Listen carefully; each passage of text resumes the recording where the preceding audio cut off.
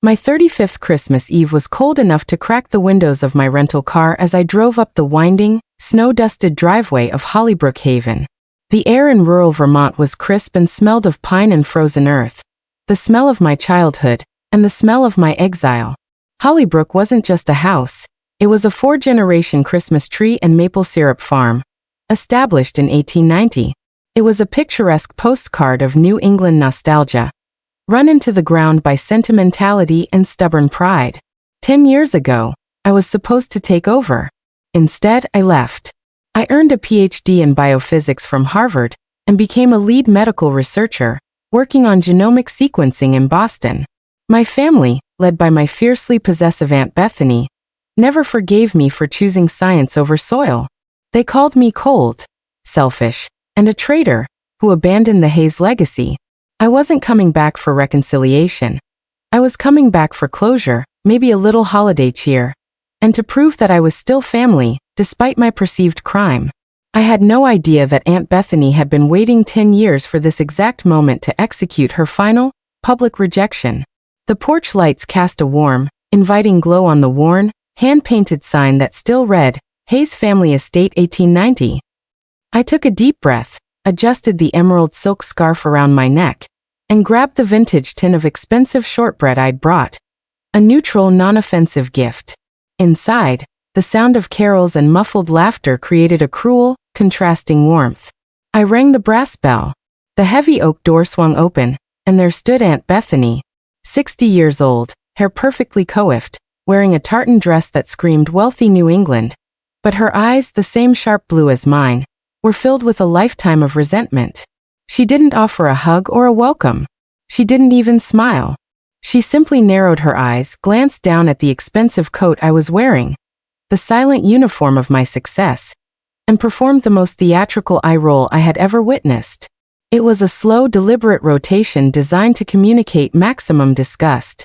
Then she delivered the line that was the culmination of a decade of family hostility. "Clara, we don't want you here. Not after what you did." The music inside seemed to dim.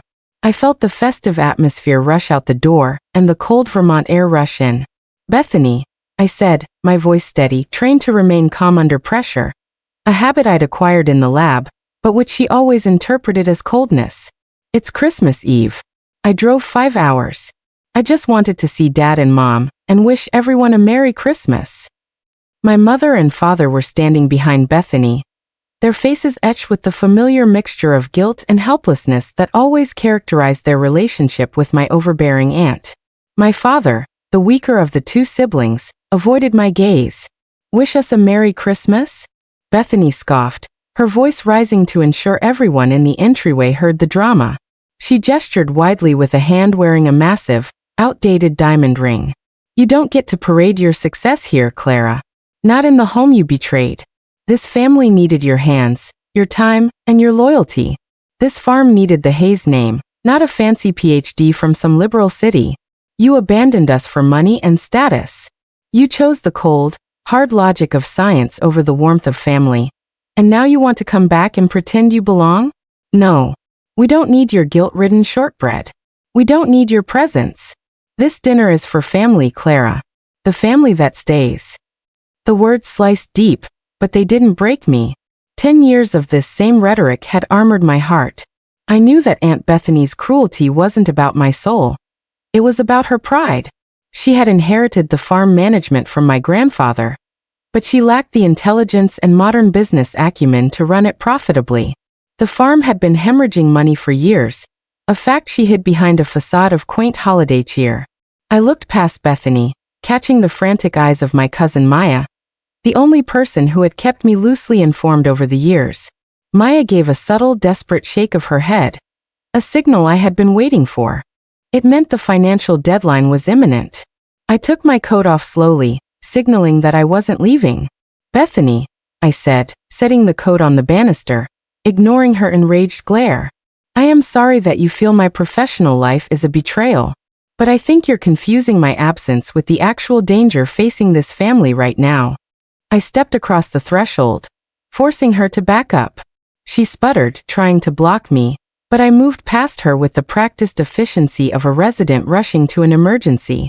The vast dining room was set with the traditional white linen and silver. 25 faces, uncles, cousins, and distant relatives, looked up, frozen in the middle of arguments about cranberry sauce. The danger, Clara? What on earth are you talking about? Get out! Bethany shrieked, following me, her voice now escalating into full hysteria. I walked to the long, antique mahogany table, where my father sat looking utterly miserable. I put my hands down, leaning slightly on the table, commanding the room with my presence. The kind of presence required when presenting life-altering data to a room full of skeptical investors. I'm talking about the actual material danger you've been concealing from everyone, Aunt Bethany, I stated, my voice cutting through the noise. I'm talking about Hollebrook Haven, the farm you so bravely stayed to protect. I locked eyes with my father.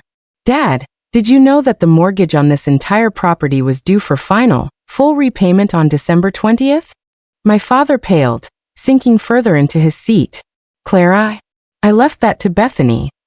Of course you did, I noted coolly. Bethany, did you tell anyone that you signed a ridiculously high-interest loan agreement 2 years ago, using the farm as collateral, and that the bank sold the note to a holding company called Blackwood Trust 6 months ago? Bethany's face was suddenly vacant, all the rage replaced by pure, blinding panic. How do you know that? That's confidential. You leave my business alone, you. I know it because I'm not sentimental, Bethany, I interrupted, cutting her off cleanly. I know it because while you were polishing silver and judging my life choices, I was doing something called due diligence. And what I found was that your loyalty and family spirit have actually plunged this historic property into catastrophic, irreversible debt. Blackwood Trust served you papers last week, didn't they? They plan to foreclose and sell the land to a developer on January 3rd to build luxury townhouses. They are not waiting for your Christmas spirit to kick in. The dining room erupted. Cousins started shouting at Uncle George. My mother started crying quietly. Aunt Bethany, standing beside the table, was shaking, cornered. Lies. All lies, she screeched, though her eyes confirmed every word was true. You just want to ruin us. You've always hated this place. You're a cold, unfeeling witch who wants to see us suffer. I let her finish her desperate outburst, then I reached into the pocket of my coat on the banister. I pulled out a thick envelope, official and starkly modern against the antique woodwork. I slid it across the table until it stopped directly in front of my father. Bethany is right in a way, I said, my voice softer now, almost a cruel lullaby. I don't just want to see you suffer. I want to see this farm survive.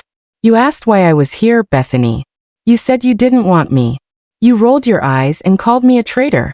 But this isn't a social call. This is a business transaction. I tapped the envelope with one perfectly manicured finger. I didn't come here to beg for a seat at your table.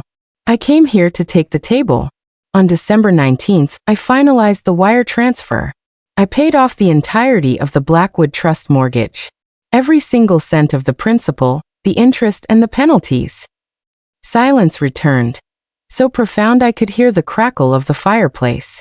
Bethany's mouth opened and closed soundlessly, like a fish out of water. I am Dr. Clara Hayes, I announced, looking around the stunned room, ensuring every relative understood the shift in power. And I am now the sole legal owner of the mortgage note for Hollebrook Haven. The bank and Blackwood Trust now report to me. I own the debt, and I effectively own the farm. Bethany finally found her voice, a raw, desperate whisper. You can't. You betrayed us. Why would you save us only to hurt us? I saved this farm because I loved it, Bethany, I replied, the truth stinging her like vinegar. I loved it enough to get the skills required to run it in the 21st century. I left so I could earn the kind of money required to rescue a 4-generation legacy from sentimental incompetence. You tried to run a multi-million-dollar operation with the emotional logic of a small-town bake sale, and you were destroying it. I leaned in, meeting her terrified gaze. You didn't want me here? Too bad. This is now my home. And my business. And since you and the entire family have spent 10 years telling me how cold and unfeeling I am, you are about to discover how a cold, unfeeling scientist manages a family business. I reached back into the envelope and pulled out a single, ancient, tarnished brass key. The key to the original 1890 farmhouse door, which my grandfather had given me when I was a child.